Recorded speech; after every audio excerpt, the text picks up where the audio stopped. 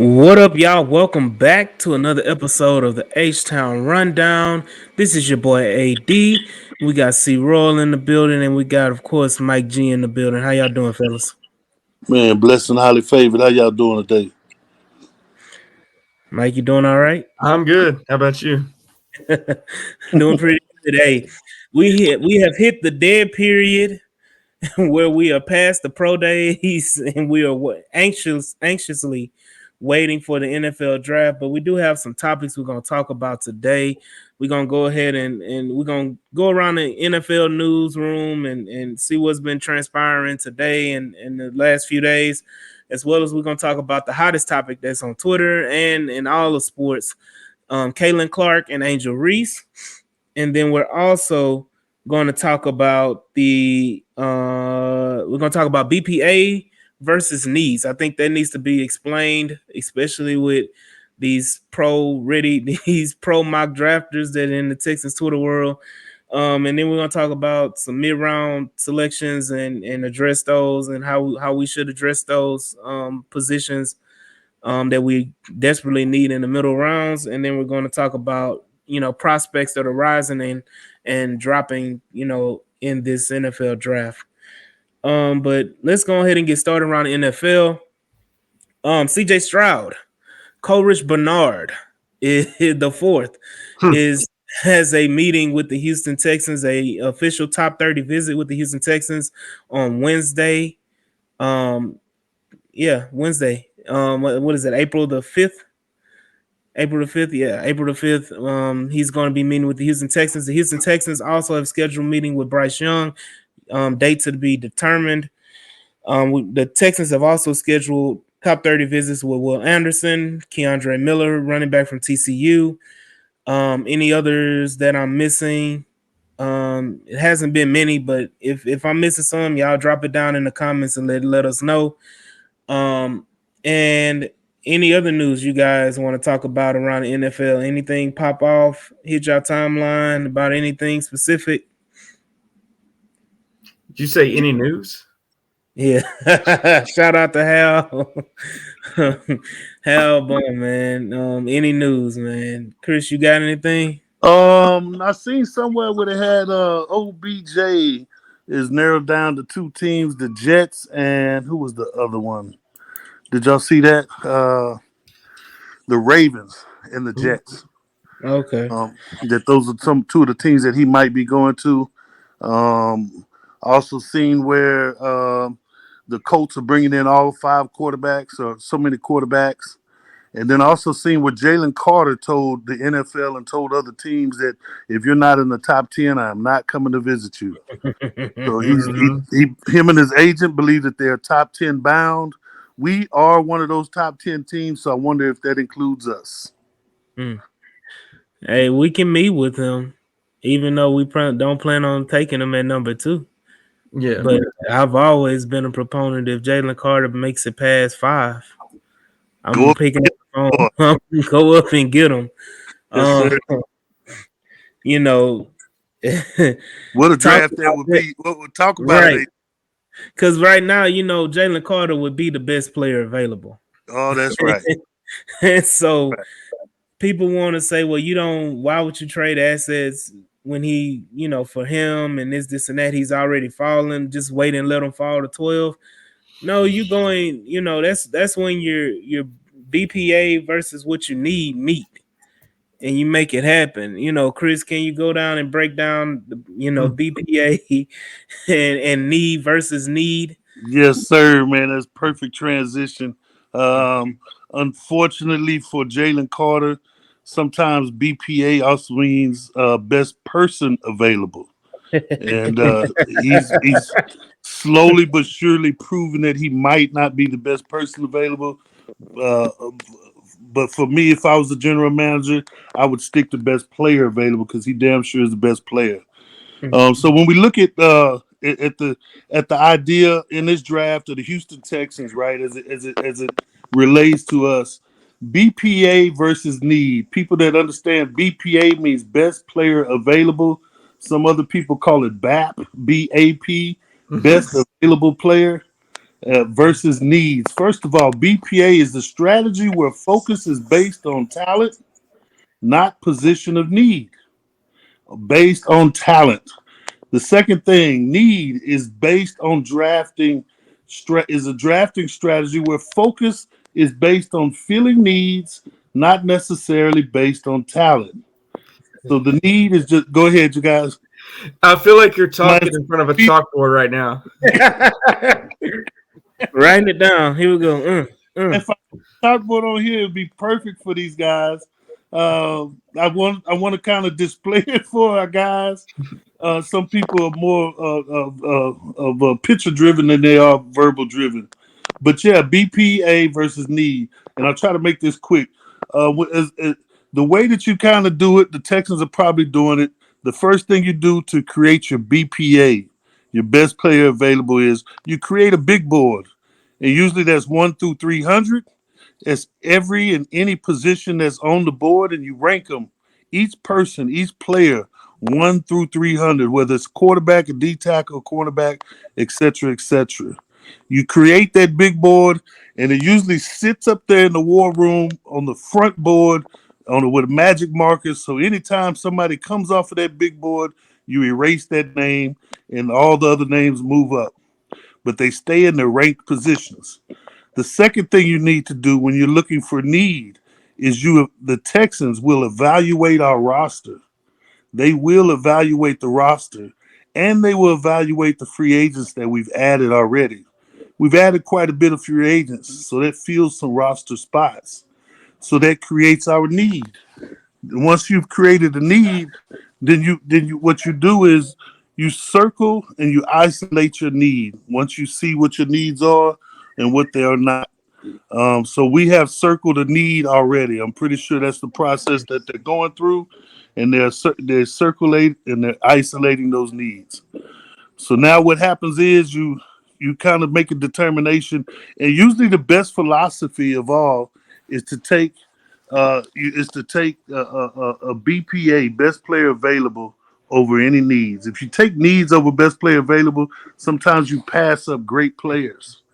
Hey, we Let's get got an example, Chris. Remember Xavier Suafilo? exactly, Remember? exactly. Do you have Well, any remember? examples, Mike? Hold on. Remember? What's his name? Rankin. Right. The And tackle from Mississippi State that we drafted. Mm. right. Well, simply put, when you take the BPA, it allows the team to put the best product on the field, Hmm. right? Because you're picking the best player that you think is available, regardless of the position. Um, and the problem is, if you take need over that, then you are saying, "Oh, I need a cornerback," but that cornerback might not be as good as the player that you're passing up, and you could pass up on a generational player. So I'll leave that right there to make it short and sweet. And that's what I think that is. As it relates to the Texans, the first 2 rounds should be best player available, Hmm. which sometimes squashes a lot of fans' dreams, mine included. I want Zay Flowers at 12. Is Zay Flowers the best player available at 12? I don't know. We don't know. Who the hell knows? But it's it's up to Nick and them guys to figure that out. When you get into the third, fourth, fifth, and sixth and seventh rounds, then you can start marrying more of your needs into that situation. But yeah, that's it. Needs versus BPA, man. Yeah, Mike, you got any comments on it? Any other comments? Yeah, I kind of think it's the opposite. And that's not saying that that's what I do, but I mean, look, it's not just BPA, right? Because if the Chiefs are sitting there at 31 and they made their board and Hendon Hooker's there and he's top prospect on the board, they're not taking Hendon Hooker because guess what? They have Patrick Mahomes and they're going to get an edge or a receiver or a linebacker. Like, so it's BPA and need. Like it's always a combination. And but I do think it's more so. I mean, look, you're not gonna go on. Well, we need a center at 33, but JMS is gone, so we're gonna take a guy who we have rated at 55. Mhm. versus, hey, edge is also a need. We got a guy ranked 25. It's Will McDonald, and he's still there. Well, you're taking Will McDonald if that's the case. Mhm. Um, so Yeah.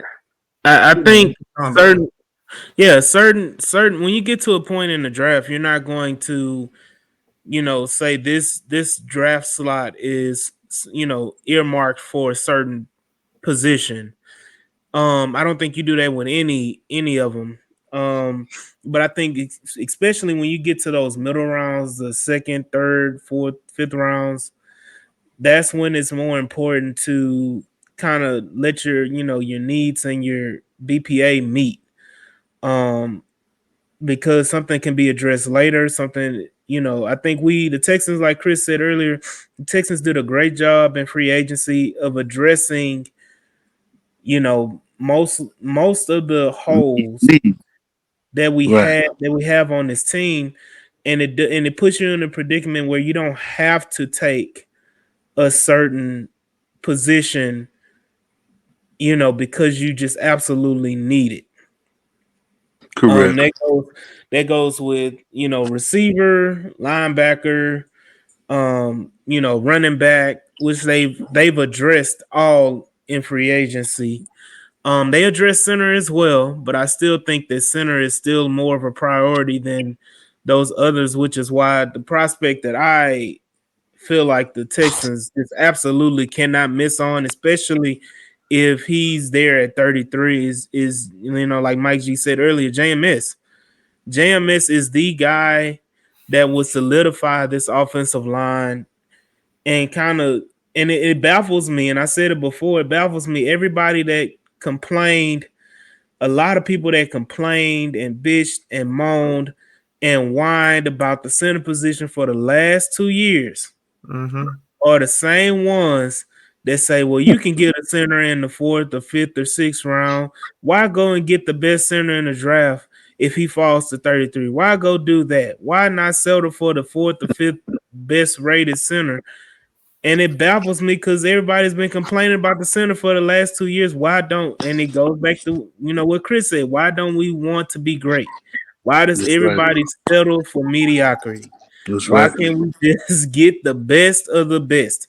If Right. this, and that goes with BPA. If, and to be honest, and this is just me personally, if he's sitting there at 33, it's a highly likely chance that JMS is the best player available there at 33. Right. And I totally agree with you and what Michael said. I was kind of giving the overall broad look at the draft when Mhm, it comes to BPA, but there is a sense of a marriage that has to happen. The mhm, marriage between best player available and the needs. And mhm, those things have to kind of come together. Like you're right. If you have a quarterback already and the best player comes up and is a quarterback, you're definitely not going to take him. But um, JMS would be like finding your soulmate, right? right. It's like finding your soulmate. There's need and there's best player available, and it just Mhm, comes together and it's beautiful. Now the thing is, what if you don't see your soulmate? What if you're questioning, do I take need over best player available or best player? And that is when in any good marriage, compromise is needed, mhm, right? And so when that compromise comes together between the coaches and the general manager, and it's kind of like I believe D'Amico Ryan's explained it with his old general manager, how they was talking about he wanted a linebacker or a lineman, and they felt like somebody else was in a better position. It was better to draft Elijah Mitchell. And he told him, well, what about this linebacker? And he said, well, take a look at his tape. Let me show you Elijah Mitchell. And once he seen the tape, he compromised. He said, yeah, forget this linebacker, take your guy. And it worked out good for him. So we're going to see that. And I think we're going to run into that. And that's going to be something that you've just got to work with. Something that you see somebody that you like at a certain spot. Um, and for me, it's going to be hard at 12. I think 12 is the hardest position to figure out that marriage between best player available and a need. mhm. So it's going to be fun to watch what happens at 12. Yeah, I think the need positions. I think that the Texans are more than likely going to address in the middle. I think between the second first round pick and all the way to the fifth round pick or sixth round pick, you're going to see a combination of wide receiver, linebacker, running back, center. These are, possibly, edge. Well, not possibly. Edge is going to be in there too. Mhm. Well, I shouldn't say edge. I should say defensive lineman. Um, because no telling if they get a tweener or if they get a certain type of player, however they feel like is a special candidate. So, um, those are the positions that I feel are going to be addressed from pick 12 all the way to the sixth round with the Houston Texans. I think there's going to be movement with Nick Casario moving up into the maybe the second round, maybe the third round. He has, I think, what, three or four six-round picks this year that he's probably going to utilize, and we have a seventh round pick as well. Um, the end of the draft, we have Mr. Irrelevant this year. Mhm. I think that most of those picks towards the end of the draft, Nick is going to try to trade out of or trade away, either to get some compensation back pick wise in the future drafts, or just to use those as ammo to move up in the draft as well. Um, I think there was an argument on Twitter today or yesterday about moving up from 33 into the first round versus trading down from 12 in the first round. I think that's a big decision that I think it possibly we could see both.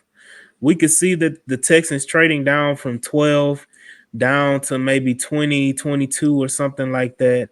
And in turn, trading up from 33 into that lower 26 to 30 range. Um, and give up minimal assets in return. So I mean that right there, and then you would end up with three first round picks. Mhm. Um, Right. which to be honest would be a dream scenario. You get, three first round talent players, and you got them for 5 years, and you got the money to afford them. So, what would y'all think about that scenario?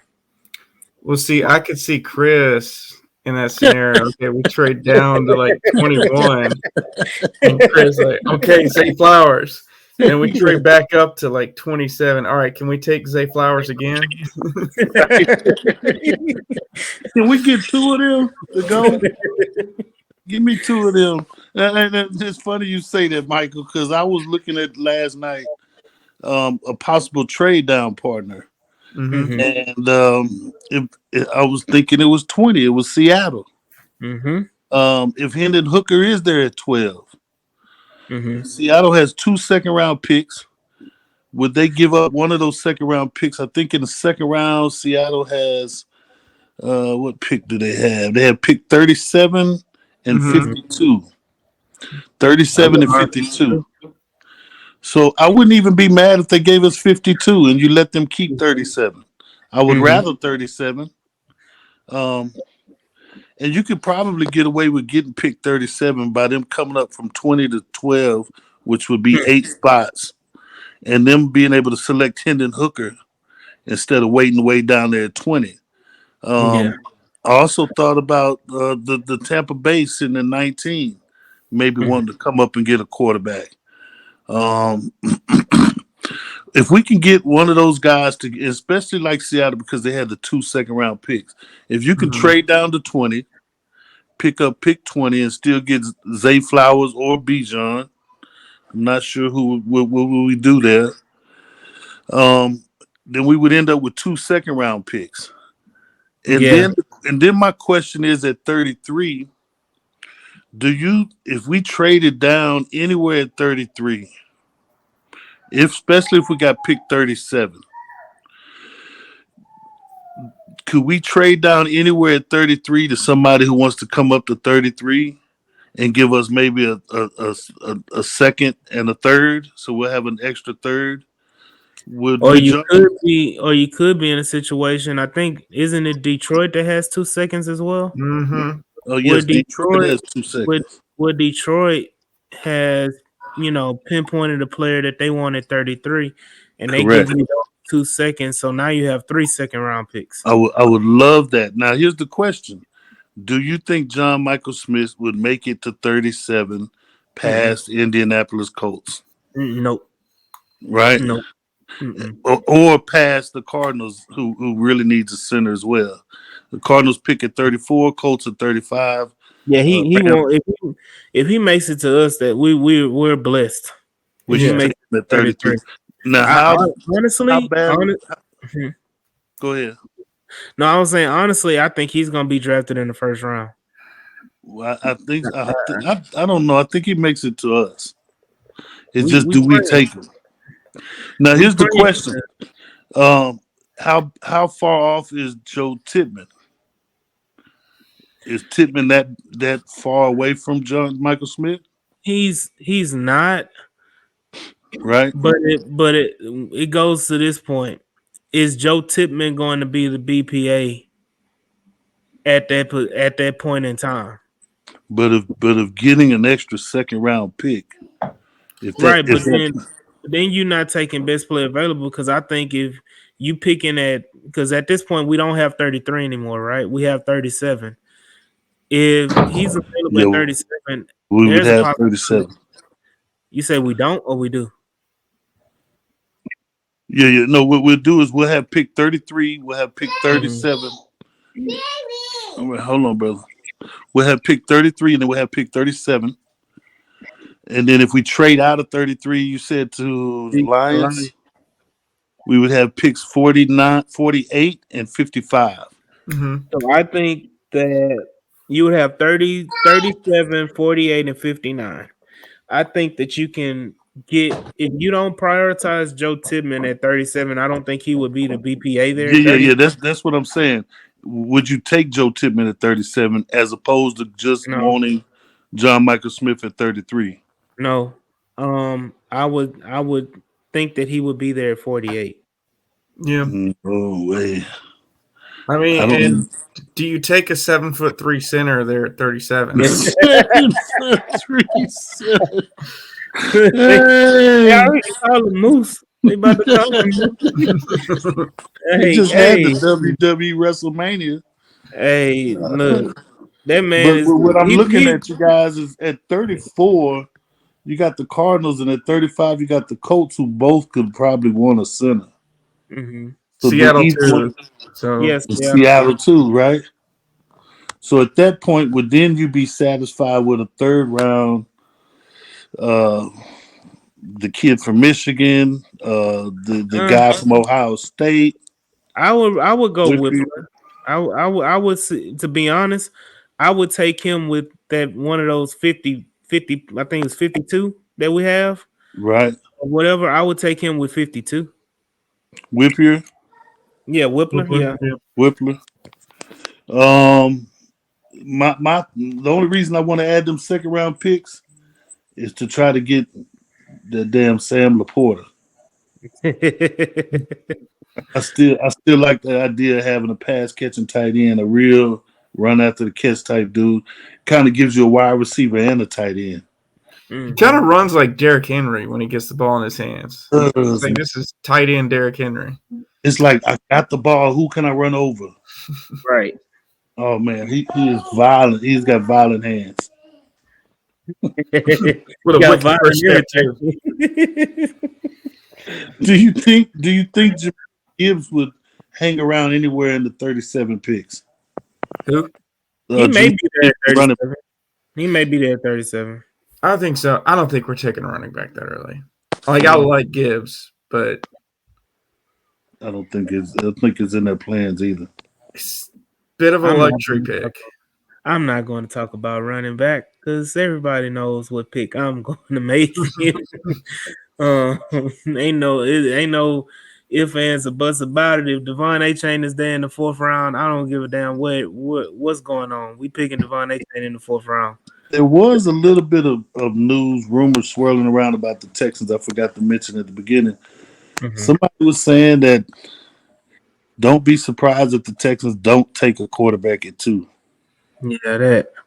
That So old damn Will that, Anderson.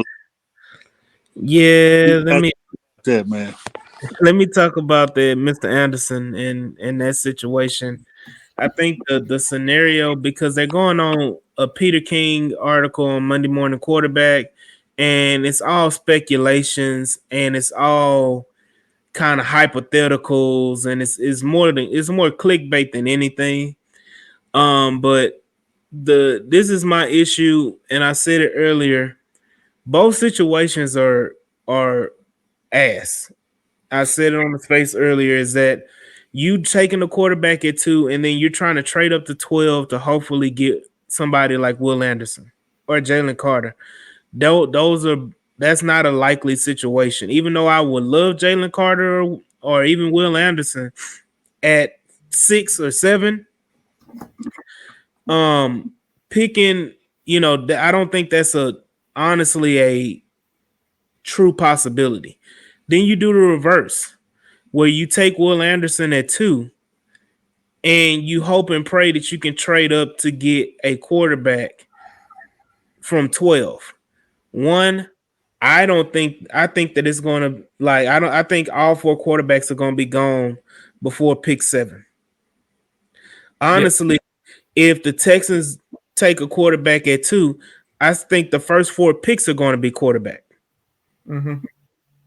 And then at that point in time, then the defensive players start rolling off the board, and that pushes everybody else down. There's a possibility that Hendon Hooker may be taken right outside the top 10. And if you're picking Tennessee can go and get Hendon Hooker. If they can't trade up to 3, or let's say Vegas trades up to 3 and jumps the Colts and beat them out for Will Levis or whoever, and Tennessee still wants a quarterback and they love Hendon Hooker, and the Hooker may be their pick at 11. You never know how it may fall.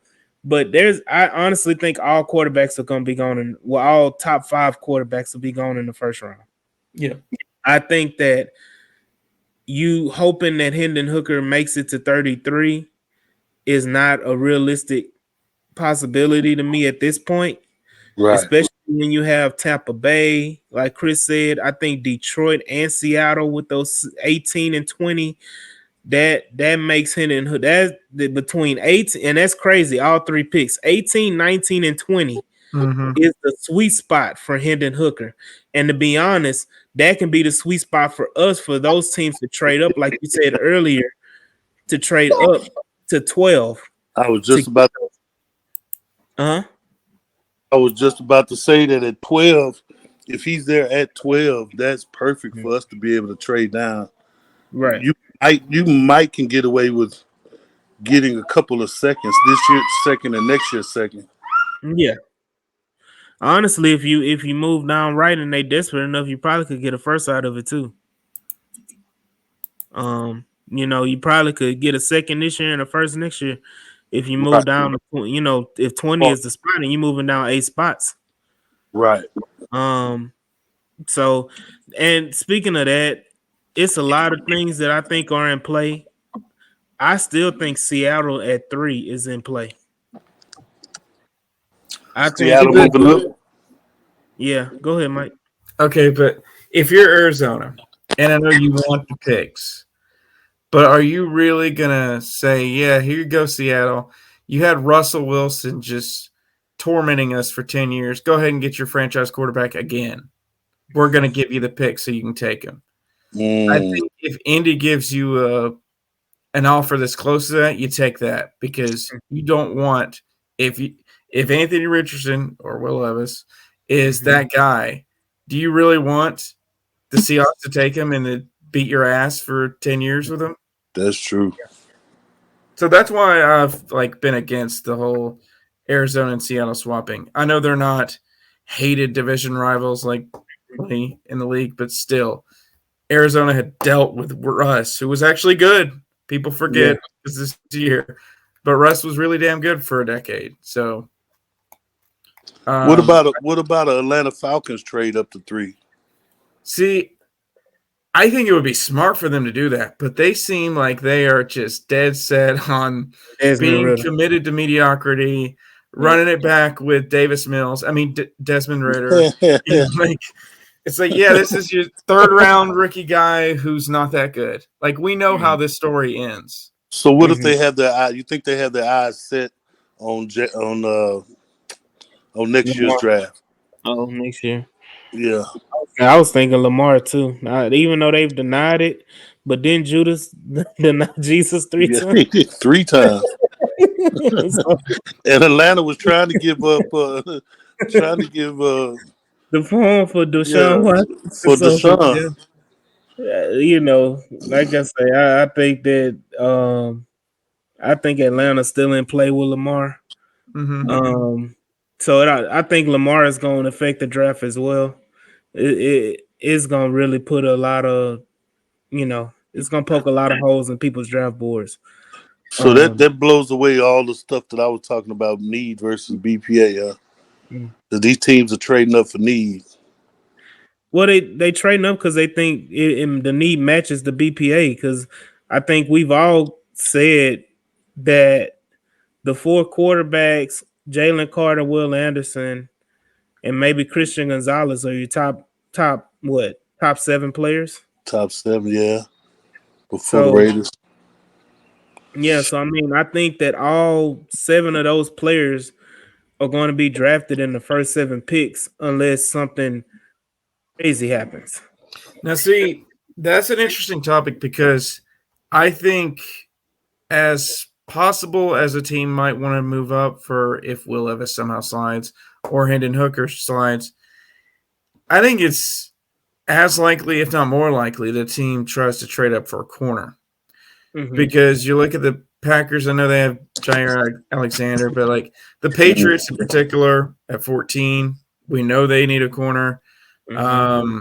The Steelers, like teams like Washington, Pittsburgh, Washington, yeah. yeah, those are prime spots. Even Detroit, if they go D line Oof. or take a quarterback with their first pick, they may go, you know what?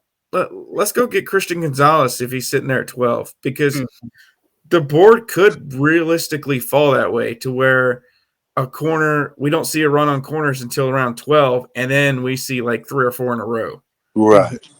Deontay Um, Banks and Joey Porter and those guys. yeah, and Witherspoon and Witherspoon, Yes. Gonzalez. right. And this corner class is so strong. It's really deep. And I I mean, besides Detroit and maybe Vegas, who's probably going to take a quarterback with the first pick, where's the first corner getting taken? Because it doesn't look like Philly's going to do it. It doesn't look like No.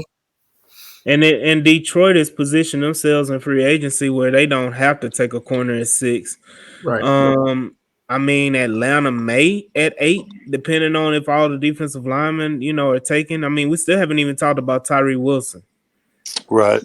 Mm-hmm. Who's My question is, and it's kind of out there, is Detroit. When are they gonna look for the replacement for Jared Goff?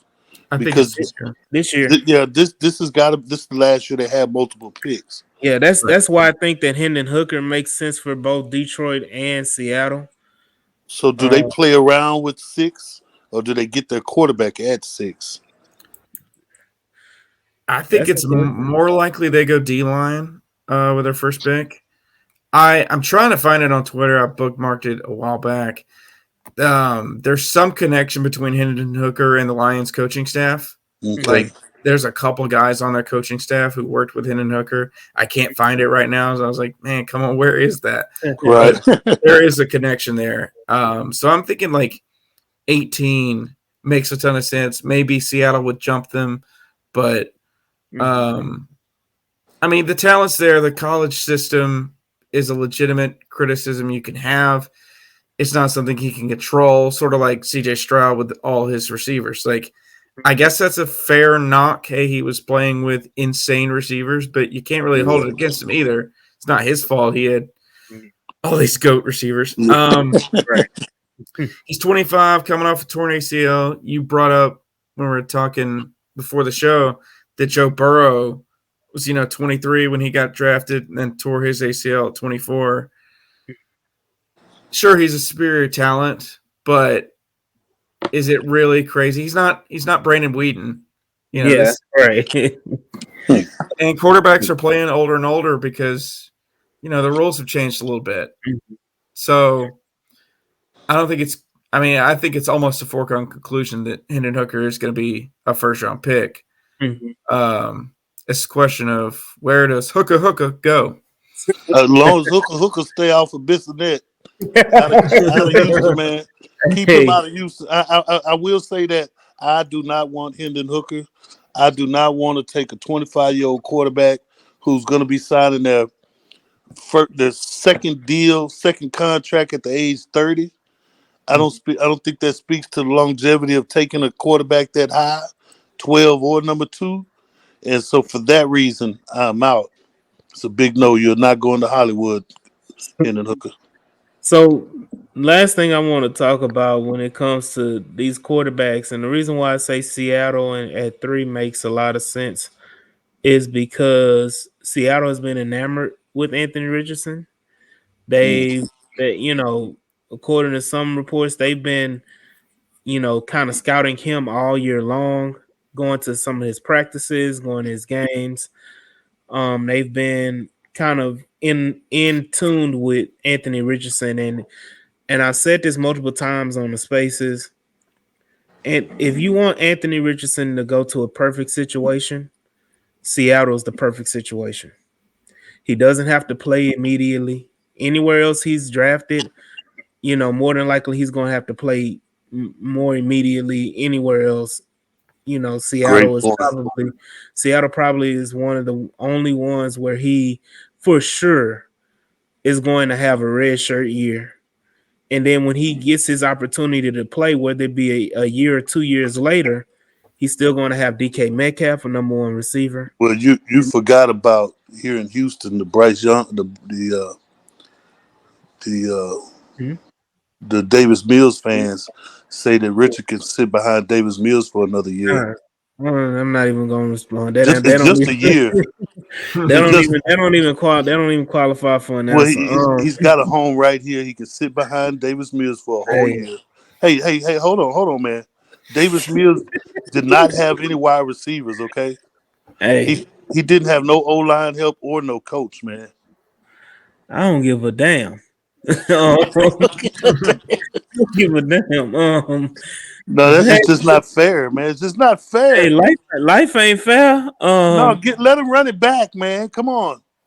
Life ain't fair, but like I was saying, the perfect situation for Anthony Richardson is in Seattle. He's gonna even when it's time for him to play, he's gonna have a number one receiver. They've Mm, already drafted a franchise left tackle in Cross. They have yeah. the offensive line is pretty much together. They still have Noah Font, who's a tight end over there in Mm, Seattle, who's a kind of a stretch, wide receiver.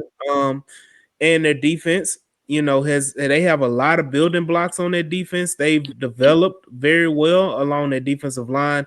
Yes, they're probably going to address that to continue to build upon, but their defense with with Woolen and mm, potentially some more draft picks, that defense has potential to be a lot better, and that team in general will be set at to compete in the right. playoffs, especially in the NFC, which is I think is vastly a weaker conference than the AFC, especially when you want to just say quarterback play. Mm-hmm. The NFC, I mean, you're talking about maybe two or three quarterbacks in the NFC compared to about 8 in the AFC. Right. If you want to talk about the top 10, two in the NFC, the rest of them in the AFC. So I think that would be a perfect situation, which why I say it makes a lot of sense for Seattle to give up that extra capital to go and get Anthony Richardson moving up from 5 to 3. And I Mm. think and it makes sense for Arizona because they're still going to get their defensive prospect and Will Anderson at 5. I But don't think like Mike said, do you think it's smart for Arizona to help Seattle out like that? it makes sense because they're going to get capital back in return. I think that Seattle to make that trade would probably have to give up those 2 seconds and probably a future first as well. Yeah, definitely a future first. And if you make that trade, I mean, that's kind of hard for Arizona to pass up. Where you get 3 second round picks this year, and you only move down 2 spots, and you get an additional first round pick the following year. I Yeah, mean, you can't they you need to can't rebuild. yeah, you can't beat that. Like that Yeah. that right there, you can rebuild. You can damn near rebuild your team for the future in this draft. So Picking at 5 and then picking those 3 second round picks along with whatever the hell else they got in the draft, they can be bona fide, kind of talent, what they call them, talent hoarders, coaches. Yeah, talent hoarders, hoarders. Yeah, talent hoarders. So I'm like, that's just my theory. right? I'm That gonna makes go sense. ahead That and makes get. sense, though. That makes a lot of sense. My question to you though is, Mhm. what home can y'all put Will Levis at? Poor guy. Mm. We haven't talked about him Oh, oh, all night. he's gonna go. He's gonna go to the Colts. I think they've even found ways to kind of cope with it. I Is think. Will? Can I ask this crazy question? Mhm. I think we might have talked about this before the show. Y'all just shake your head no if you don't think we should talk about this. Michael. I don't know what it is. um, uh, Will Levis, is he getting the opposite of what a lot of black quarterbacks used to get? Back in the day, a lot of black quarterbacks wouldn't get the benefit of the doubt, and they would say, "Well, let's wait on these brothers and let's wait on them to get drafted." Is Will Levis getting that type of treatment because he's a white quarterback? Whereas Absolutely people, not. absolutely Absolutely, not. absolutely I not. just have to ask the question because I Will know it's Levis, out there. We just Chris, went Will through. Levis. We just went through a Caitlin Clark and Yeah, and and, we're and gonna talk Angel about Reese that. Yeah, situation. we're gonna talk about that in a hot second. Sure, Will Levis is projected to go top 5, top 10 right now because he's white. If because of okay. because he's white. If Will Levis was black, Will Levis would not be. Will Levis would be in the second, third round. So some people would say, isn't Anthony Richardson the black Will Levis? No, no, No, no. neither. Both of them are Will void of Levis is accuracy. not. Hold on, Chris. Will Levis is not running that fast. Will Levis Okay, is not jumping that high, and okay, Will Levis is not throwing as far as Anthony Richardson. okay. Now, see, we need to get Mark in here to push back against some of Yeah, this slander. that 13.5. Hey, Sound like we need um, Leonidas in here to push back. I'm hey, a, speaking of I'm Leonidas, man, I'm not. a, no, I leave that alone. look. I'm not. Look, Leonidas made some comments on this Caitlin Clark, and perfect transition. Angel Reese. This has been the hottest topic in sports because Man, last night LSU beat the right, dog shit out of Iowa to win the national championship in women's basketball. And the biggest controversy out of all it, the head, which was crazy to me, is that the headlines in these newspapers was not LSU wins another national championship or that Kim Mulkey is going to be on the Mount Rushmore of women's basketball coaches. No, that's not the topic. right. Let's The topic of the newspapers and the sports shows is Angel Reese doing the John Cena "You Can't See Me" Mm, in her face and mm, taunting her and pointing at that ring mm, finger, mm. pointing at the ring finger and telling her she about to win a chip and talking her shit. And that is just baffling my mind It's crazy. on the double standard and the racial double standard. Not only the women versus men double standard, but Yeah. the racial black versus white double standard Well, with see, Caitlin Clark. I've got to And agree with just, just to give a preference, just to kind of give a background of how this whole situation started. Caitlin Clark against Louisville in the Elite Eight. I think it was the Elite Eight, and Iowa beat the Elite Eight. Caitlin Clark was talking smack, and I think it was maybe the second or third quarter. They were up 15 points, and she was waving her hand, doing the John Cena "You Can't See Me," um, impression or taunt in front of the Louisville player, as well as told her to go sit down somewhere. Just talking mad shit. And this was she talked shit in against South Carolina when they beat South Carolina. She was talking. Mm-hmm. It was on video as well. Mm-hmm. Visibly talking shit in that game. So she did it back to back, and it was highlighted. It was talked about. She's a gamer. She's bringing swag. She Mm-hmm. a gamer. She's It was has celebrated by everybody. it was celebrated in the media. They beloved and everything like that. And it's ironic because Don Staley, and I'm gonna let y'all go because I know I'm talking a lot about this. Don Staley made a comment after the loss against Iowa, and it kind of foreshadowed what was going to happen the next day, the 48 hours later. After she said that, and and her quote was, "We're not thugs, we're not prize fighters, we're not boxers, we're not you know, all of these different things. We're not bar fighters. We're not all of these different things." And that's the way that people approach certain players. And that's the way that people are attacking Angel Reese for essentially doing the same taunt, doing the same thing in the same type of situation where LSU was up big on Iowa. It's towards the end of the game. You talking shit because you know you're about to win. And Angel Reese has been playing a hell of a player for LSU this whole year. She's a 6'3" forward who I think that game she had 15 points, but to get into the championship game, she put up 24 and 32 the previous game. So she's a hell of a player. Hellified. Um Hellified player. Vilified. So she rightfully deserves all the shit talking that she gives as well. um she deserves that moment as well. So what are y'all thoughts about everything, just to break it down? Whoever wants to go first, not everybody at the same time. Go ahead, Chris. Um, Thank you, Mike. Yeah, I, I want to say this first, man. I'm an athlete. Um, Anybody listening to us right now, matter of fact, hit like and subscribe. Make sure you hit the buttons, man. Go down there. It's a physical thing that you got to do. You move your little damn finger, your thumb, and you hit like or subscribe. Matter of fact, you can hit both of them right now. It won't hurt you. Just do that for us, man. Get us in the algorithm so we can get these videos out to you guys.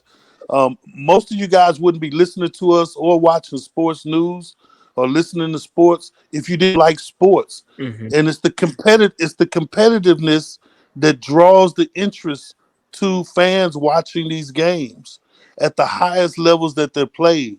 Um, these girls, these young women, should I say, these young women, these young girls that are playing this sport are 20 years old, 19, 21, 22 years old, young women who go to school, who are getting an education, and are performing at the highest levels of competition.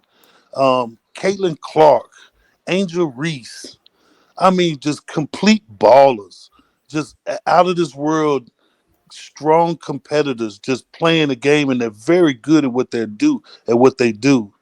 I don't blame neither one of those girls for anything they did while on that court.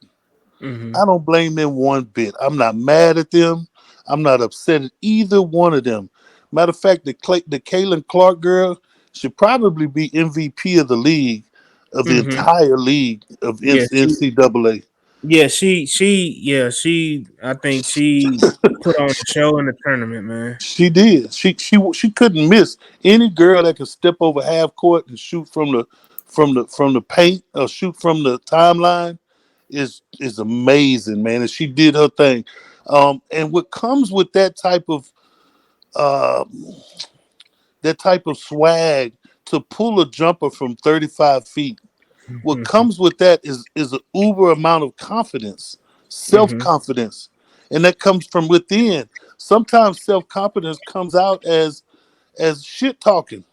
Hmm. That's what you do. Larry Bird was one of the biggest shit talkers you've ever seen. Uh, Hmm. Michael Jordan would talk shit to you at a steakhouse the night before. Mm-hmm.